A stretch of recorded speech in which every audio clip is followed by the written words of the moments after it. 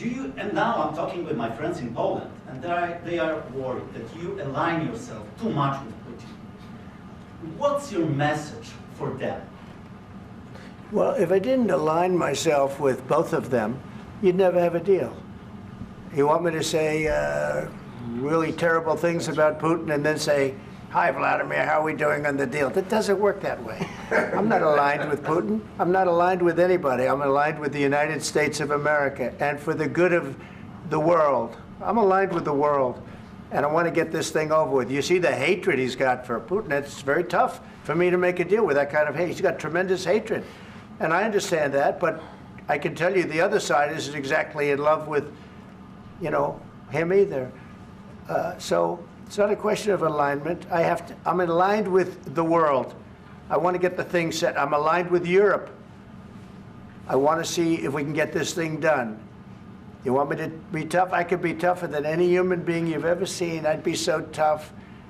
But you're never going to get a deal that way. So that's the way it goes. All right, one more question. I want to respond to this. So look, for 4 years in the United States of America, we had a president who stood up at press conferences and talked tough about Vladimir Putin, and then Putin invaded Ukraine and destroyed a significant chunk of the country.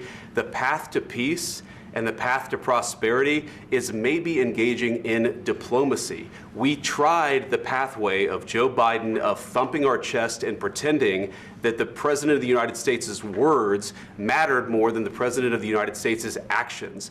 What makes America a good country is America engaging in diplomacy. That's what President Trump is doing. Can I ask you? Sure. Yeah? Yeah. Okay. So he occupied our parts, big parts of Ukraine, part of East and Crimea. So he occupied it on 2014.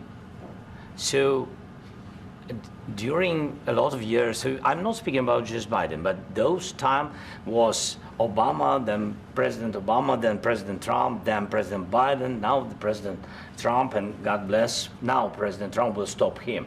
But during 2014, nobody stopped him. He just occupied and took. He killed people. You know what the contact 2015. 2014. 2014 and 2014. 2014. Yeah. So I was not here. Yeah, but that's exactly right. Yes, but during 2014 till 2022, the situation the same. The people have been dying on the contact line. Nobody stopped him. You know that we had conversations with him, a lot of conversation, my bilateral conversation, and we signed with him, me, like a new president. In 2019, I signed with him the deal. I signed with him, Macron and Merkel, we signed ceasefire.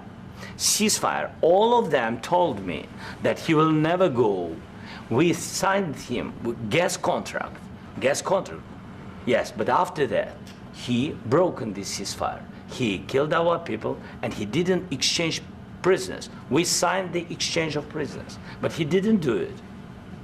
What kind of diplomacy, JD, you are speaking about? What do you mean?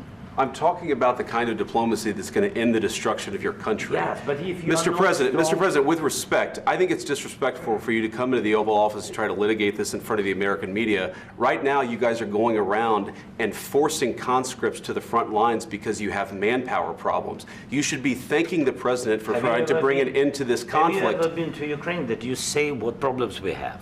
I have been to. Count one. I've actually watched and seen the stories, and I know what happens is you bring people, you bring them on a propaganda tour, Mr. President.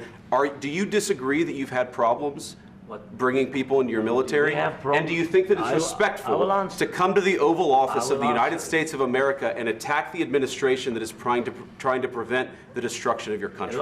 A lot of questions. Let's start from the beginning. Sure. First of all, during the war, everybody has problems, even you, but you have nice ocean and don't feel now, but you will feel it in the future. God bless. You don't know that. God bless. God bless. You will not have a war. Don't tell us what we're going to feel. We're trying to solve a problem. Don't tell us what we're going to feel. I'm not telling you. Because you're in no position to dictate that. That's Remember exactly this. You're in no position to dictate what we're going to feel. We're going to feel very good. You will feel influence. We're going to feel very good and very strong. You will feel influence. You're right now not in a very good position. You've allowed From the yourself very- to be in a from very the very bad position, beginning and he of the happens war. to be right about From the it. very beginning of the war. You're not Mr. in a Brown, good position. I You don't was have in the cards right now. With us, you start having not playing cards. But cards. right now, you I'm don't. very You're playing serious, cards. Mr. President. You're I'm playing very cards. serious. You're I'm gambling the with the president lives in of war. millions of people. You think- You're gambling with World War What do you- III. what do you You're think about? gambling with What do you World think War about? III.